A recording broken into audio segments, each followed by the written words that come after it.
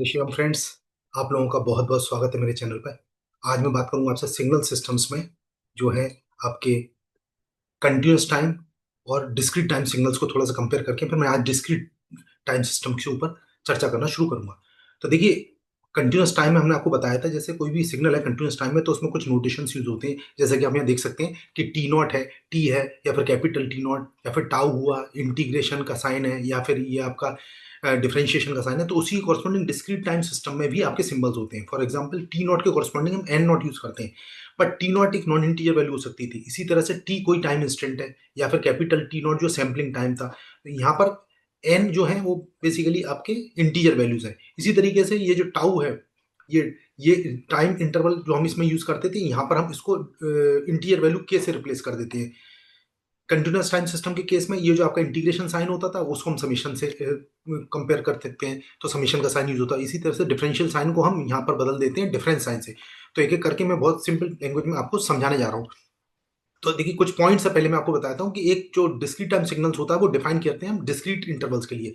मतलब एक्स और capital bracket में स्मॉल एन से लिखते हैं इसको। जैसे हम वहाँ पे ये टाउ एक्स ब्रैकेट टी लिखते थे, यहाँ पर एक्स कैपिटल एन लिखते हैं, where n corresponds to the integers. तो ये इंटीजर वैल्यूज होती है। तो इसको मैंने बताया आपको कि इंटीजर वैल्यूज होती हैं, जैसे जीरो से +-1 +-2 up to +-3 +-4 etcetera.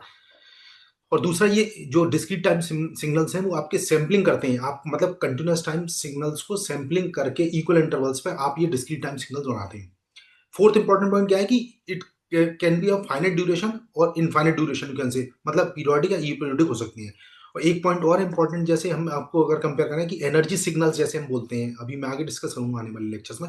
Energy signals जो होते हैं फाइनाइट एनर्जी के होते हैं, और इसी तरह से पावर सिग्नल जो होते हैं उनकी पावर तो फाइनाइट होती है बट इनफाइनाइट ड्यूरेशन के होते हैं। तो कुछ ये दो तीन चीज मैंने आपको समझाई। अब देख लेते हैं थोड़ा सा डिस्क्रीट टाइम सिग्नल्स में एक एक करके बात करेंगे।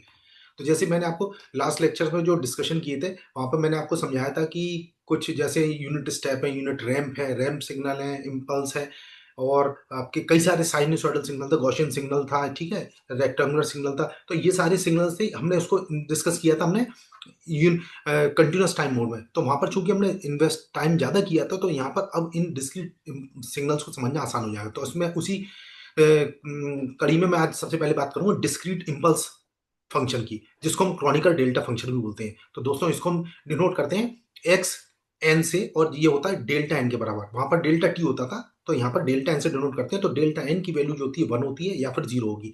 तो this is 1 for n is equal to 0 and 0 for n not is equal to 0। तो माइंड यू दोस्तों, ये जो आपका जो वैल्यू है, ये जो जो एन है, ये एन हमेशा एक इंटीजर वैल्यू होगी। ठीक है, नॉन इंटीजर के लिए डिफाइन नहीं होते डिस्क्रीट सिग्नल्स, पहली बात तो। दूसरा, ये देखिए आपको मैंने ड्रॉ किया। अब देखिए इसमें जो इंपॉर्टेंट चीज वो ये है कि जो डेल्टा है इसका एम्पलीट्यूड वहां पर जो जो आपकी कंटिन्यूस टाइम सिग्नल होते थे वहां पर इनका इनका एम्पलीट्यूड जो होता था वो इनफाइनाइट होता था। तो यहाँ पर केवल वेट या हाइट हम लिखते थे, यहाँ पर इसका एम्पलीट्यूड फाइनाइट होता है जो कि 1 के बराबर होगा इस केस में। ठीक है, तो जैसे आप देख रहे हैं n इक्वल टू 0 पर ये 1 2 3 4, ये मैंने जो स्मॉल डॉट लगा रखे हैं दोस्तों, यहाँ भी एम्पलीट्यूड्स हैं but these are zero amplitude. इसी तरह से -1 -2 -3 इधर भी आपके जो है आपके एम्पलीट्यूड जीरो एम्पलीट्यूड है। केवल n इक्वल टू 0 पर ही ये यूनिट एम्पलीट्यूड डिजर्व करता है। ओके, तो ये summation n minus infinity to plus infinity, ये जो हमारा केस है वो आपका जो सिग्नल होगा डेल n की वैल्यू 1 होती है। ठीक, तो अब जैसे एक सिग्नल ड्रॉ करना है मुझे, xn is equal to delta n-2, तो इसको हम ड्रॉ कर सकते हैं n इज इक्वल टू 2 पर। ये सिग्नल एग्जिस्ट करेगा और इसका मैग्नीट्यूड 1 होगा, इसका एम्पलीट्यूड 1 होगा। ओके, बाकी ये other than 2 value of n मतलब इट वॉन्ट बी एग्जिस्टिंग। तो ये देखिए जो डॉट लगी हैं वो जीरो एम्पलीट्यूड के हैं। अब देख लेते हैं एक सिग्नल और देख लेते हैं, जैसे -3 ऑफ डेल्टा n+4। तो डेल्टा n+4 का मतलब delta is equal to n-4 पर ये आपका सिग्नल एग्जिस्ट करेगा, जिसका कि एम्पलीट्यूड -3 होगा। तो यहाँ पर देखिए -3 के एम्पलीट्यूड का एक मैंने ये सिग्नल ड्रॉ किया है। तो इस तरीके से हम ड्रॉ कर सकते हैं। नेक्स्ट देखते हैं दोस्तों, जैसे अब हम मैं आपको बताता हूँ थोड़ा सा कुछ चीजें हैं, जैसे हमने पहले भी डिस्कस की थी कि कुछ कंपैरिजन कर सकते हैं, जैसे कंटिन्यूस टाइम और डिस्क्रीट टाइम में इम्पल्स सिग्नल में आप किस तरीके से कंपैरिजन करेंगे। तो फॉर एग्जांपल पॉइंट 1 में जैसे हमने एरिया प्रॉपर्टी आपको बताई थी, minus infinity to infinity delta t 1 होता था। ठीक उसी तरह से इसके पैरेलल में आप इक्वेशन लिख सकते हैं, summation minus infinity to infinity delta n is equal to 1 होता है। तो ये एक कंपैरिजन हो गया। सेकंड पॉइंट पर हम देखिए, हमने आपको बताया था प्रोडक्ट प्रॉपर्टी। तो x t del t minus t not की वैल्यू एक्स टी नॉट और del t minus t not, मतलब ये वेटेड इम्पल्स हो जाता था, रहता था इम्पल्स फंक्शन ही, बट ये वेटेड इम्पल्स फंक्शन हो जाता था। ठीक उसी तरीके से यहाँ पॉइंट नंबर 2 हो जाएगा, x n delta n minus n not equal to x n not del n minus n not. तो कहने का मतलब दोस्तों, जो आपने कंटिन्यूस टाइम सिग्नल में प्रॉपर्टीज देखी थी, सेम टू सेम प्रॉपर्टीज यहाँ पर भी आपको देखने को मिलेंगी। तो थर्ड पॉइंट जैसे मैं आपको बताता हूँ, minus infinity to infinity integral मैं यूज करता हूँ, तो x t del t minus to d t is equal to x t not होता था, ये हम इसको इंटीग्रल किया। ठीक उसी तरीके से यहाँ summation minus infinity to infinity x n del n minus n not is simply equal to x n not. तो देखिए बिल्कुल सेम टू सेम चीज है। ठीक, फोर्थ पॉइंट इसी तरीके से डेल ऑफ एल्फा टी, ये स्केलिंग प्रॉपर्टी थी, तो वहां पर होता था one upon mod alpha del t, but यहाँ पर थोड़ा सा चेंज है, del of k n is equal to del of n होता है। तो यहाँ पर स्केलिंग प्रॉपर्टी में ये मॉड के से डिवाइड नहीं होता। इसका कारण ये है दोस्तों, वहां पर एल्फा इसलिए आता है क्योंकि वहां पर डी टी आता था इंटीग्रल में, तो वो डेरिवेशन आप पुराने वाले मेरे वीडियो में जाकर देख सकते हैं, मैंने उसको डेरिवेशन करके दिखाए। तो फिफ्थ वाला पॉइंट है हमारा, x t is equal to minus infinity to infinity x tau del t minus tau d tau था। यहाँ पर इसको हम लिखेंगे x n is equal to sigma k is equal to minus infinity to plus infinity x k del n minus k. तो कहने का मतलब है दोस्तों, ये जो पांचों पॉइंट्स हैं आपके, अगर आपको कंटिन्यूस टाइम सिग्नल्स में अगर आपको समझ में आते हैं, तो आप यहाँ पर डिस्क्रीट टाइम सिग्नल में ऑटोमेटिकली आप उनको लिख सकते हैं। ठीक है, by just taking observing the continuous time equations. अब यहाँ पर एक दो तीन चीज आपको और समझा देता हूँ। देखिए, डेल एन की वैल्यू 1 होती थी और 0 होती थी, अभी मैंने आपको समझाया एन इक्वल टू 0 के लिए 1 और नॉट इक्वल टू 0 के लिए 0 होती थी। अब इसी तरीके से del k n equal to 1 होता है, चाहे एन की वैल्यू 0 या नहीं 0। कहने का मतलब है स्केलिंग प्रॉपर्टी यहाँ पर चूंकि सिंपल वे में लागू होती है, तो कहने का मतलब है del k n equal to del n होता है। तो ये एक इंपॉर्टेंट ऑब्जर्वेशन है जो हमें समझना चाहिए, उस पर थोड़ा सा हमें गौर करना होगा, जिससे हम आगे आने वाले क्वेश्चंस को कर सकें। अब अब मैं बताता हूँ आपको यूनिट स्टेप फंक्शंस के बारे में। अब देखिए यूनिट स्टेप फंक्शंस क्या होते हैं। यूनिट स्टेप फंक्शन जैसे मैंने आपको बताया था, अब उसका पर्सपेक्टिव थोड़ा सा देख लेते हैं, क्योंकि यूनिट स्टेप और यूनिट इंपल्स के संबंध में सीटी डोमेन में मैंने आपको और ये दोनों बताई थी। तो यहाँ पर इक्वेशन देखिए, यूटी की इक्वेशन होती थी 0 to infinity del t minus tau d tau. ठीक है, तो यहाँ पर आप एक चीज देखेंगे कि यूनिट स्टेप और जो यूनिट इंपल्स फंक्शन है उनको आप रिलेट कर सकते हैं आपस में। ठीक है, डिस्क्रीट टाइम में भी। तो यहाँ पर यू एन हो जाएगा is equal to minus infinity to infinity कि डेल एन माइनस के, तो सेम टू सेम वही है। देखिए आप देख सकते हैं यहाँ पर ये दोनों इक्वेशन जो है, जो आपके उसके एनालॉजी को समझाती हैं। ओके, इसी तरीके से हम दूसरा पॉइंट ये जो हमने देखिए लास्ट लेक्चर में भी आपको समझाया था कि u t is equal to minus infinity to t और डेल टाउ डी टाउ होता है यूटी की वैल्यू। या फिर हम कभी कभी इसको इस तरह भी लिख देते हैं, u n is equal to sigma k is equal to minus infinity to n del का। अभी अभी मैंने आपको डिस्कस किया था, ठीक है, पिछले लास्ट पेज पे मैंने आपको डिस्कस किया है। तो ये बहुत इंटरेस्टिंग से कुछ रिजल्ट्स हैं जो हमको थोड़ा सा समझने चाहिए। अब एक और पॉइंट है जिसमें जैसे डेल टाउ जो होता था, मैंने आपको बताया था यूनिट स्टेप को आप डिफरेंशिएट करेंगे तो you are getting unit impulse function. तो डेल एन यहाँ पर क्या होता है, डिफरेंस इक्वेशन से आता है, ये हम आगे बताएंगे आपको। तो डेल एन इक्वल टू होता है u n minus u n minus one. इस तरीके से हम इसको यूनिट इंपल्स फंक्शन को यूनिट स्टेप फंक्शन के पर्सपेक्टिव में थोड़ा सा कंपेयर कर सकते हैं। अब यहाँ पर देखिए, अगर मान लीजिए आपको ये डिफाइन करना है एक्स एन की value which is 2 delta 3 n plus 2। अब यहाँ पर इसको मजे की बात ये है कि यहाँ पर देखिए ये कब होगा, ब्रैकेट वाली जो फंक्शन वैल्यू है वो 3 एन प्लस 2 है, इक्वल टू 0 रखेंगे तो एन की वैल्यू माइनस 2/3 आएगी which is non integer value. तो इसका मतलब ये फंक्शन आपका डिफाइंड नहीं है, तो इसको हम ड्रॉ नहीं कर सकते। हालांकि मैंने ड्रॉ किया but this is not possible. तो एक चीज यहाँ पर ये गौर कीजिए। ठीक है, सेकंड फंक्शन देखते हैं कि draw x n equal to 2 delta 2n+4। तो यहाँ पर n इक्वल टू हो जाएगा माइनस माइनस जो ये हो जाएगा पहले तो आप इसको कंपेयर कर लीजिए, पहले इसको स्केलिंग प्रॉपर्टी से कर लीजिए, तो 2 को कॉमन ले लीजिए, है ना, तो n+2 हो जाएगा और n+2 हो गया। तो यहाँ पर n इक्वल टू -2 पे हो जाएगा क्योंकि हम स्केलिंग प्रॉपर्टी लगा रहे हैं। तो del of k n equal to del n होता है। ठीक है, तो इसकी वजह से ये 2 मैग्नीट्यूड का n इक्वल टू -2 पर एक यूनिट इंपल्स होगा जिसका मैग्नीट्यूड फाइनाइट है, मतलब 2 है। ठीक है, तो ये आपका एक फंक्शन मैंने ड्रॉ किया। नेक्स्ट देखिए फंक्शन देखता हूं, draw x n is equal to 3 of delta 3n+3 -2n n-2।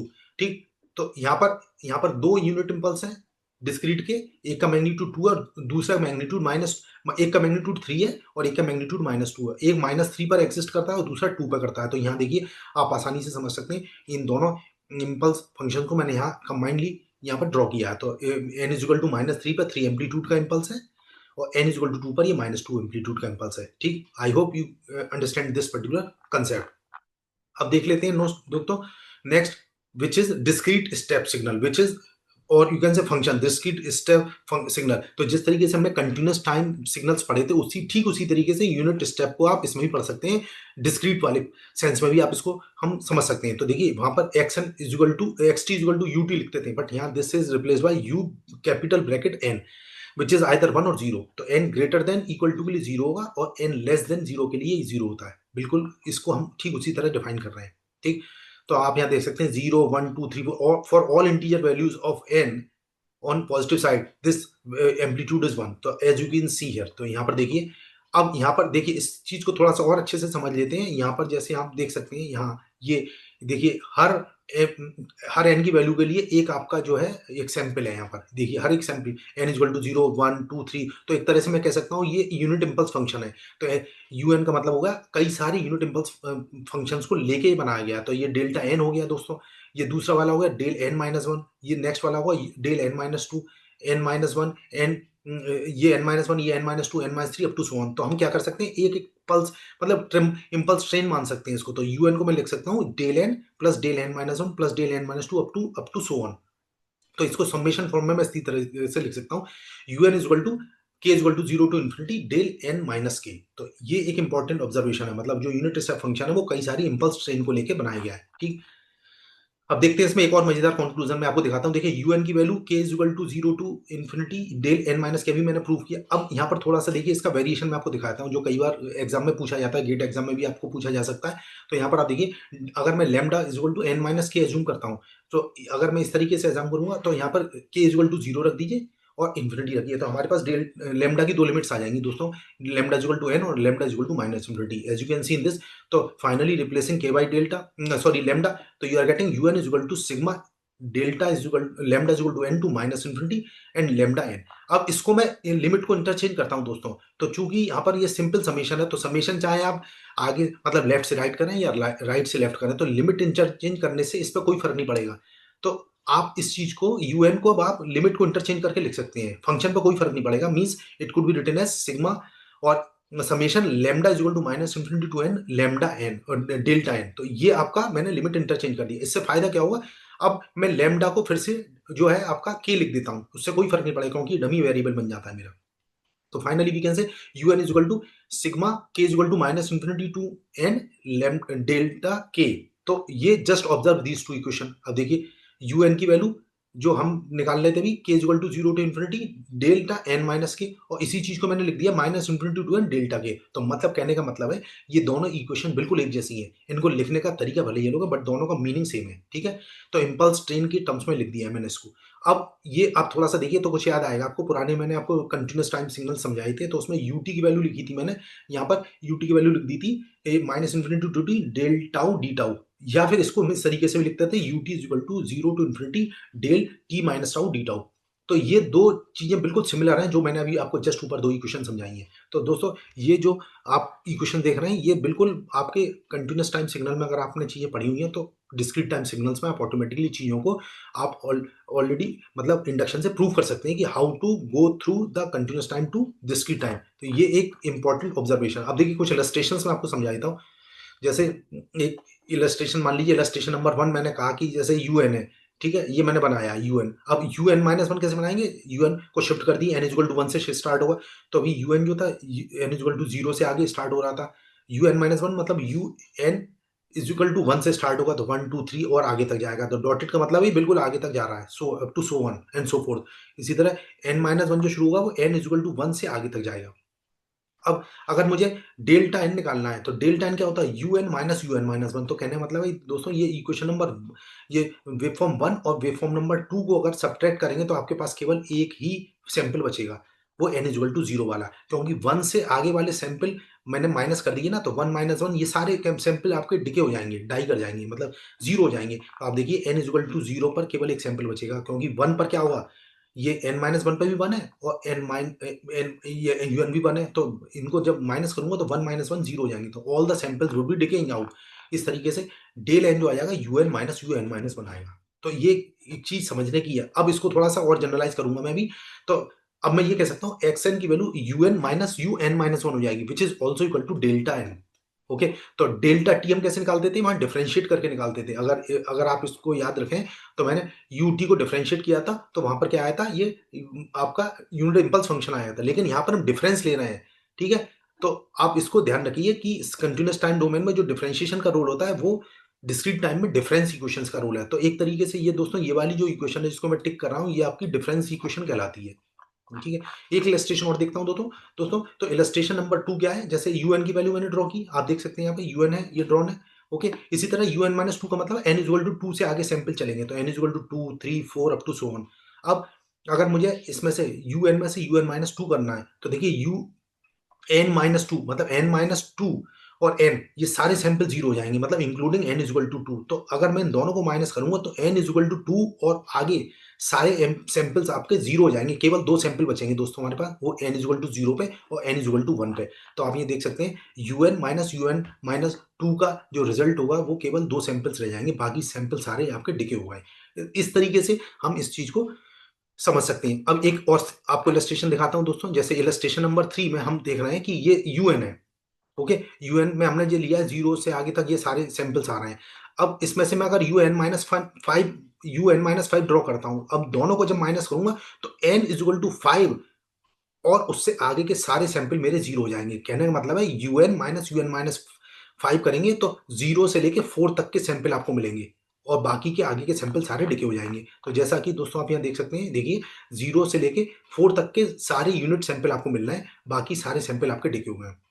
तो अब इसको जनरलाइज कर सकते हैं कि अगर आप यूनिट स्टेप दो यूनिट स्टेप को माइनस कर रहे हैं तो आप वन, इसकी वैल्यू वन होगी, यूएन माइनस 5 की वैल्यू वन होगी, कब, जब एन की वैल्यू जीरो और फोर के बीच में हो, मतलब इंक्लूडिंग फोर, और otherwise it would be zero. तो it can be written as, मतलब zero less than equal to n less than 5। तो 5 से अंदर अंदर की जो वैल्यूज होंगी, इंटीजर वैल्यू, उन सब पे ये आपका वन होगा, अदरवाइज इसकी वैल्यू जीरो हो जाएगी। तो दोस्तों इस तरीके से हम ये फंक्शन को डिफाइन करते हैं। तो उम्मीद करता हूं दोस्तों आपको ये आज का वीडियो जो समझ में आया होगा, और आपने वीडियो देखा उसके लिए बहुत बहुत धन्यवाद। अगले लेक्चर में मैं आपसे बहुत सारे एग्जाम्पल के साथ मिलता हूं, तो तब तक के लिए मुझे आज्ञा दीजिए। आप लोगों का वीडियो देखने के लिए बहुत बहुत धन्यवाद। आप लोगों का दिन शुभ हो। जय श्री राम।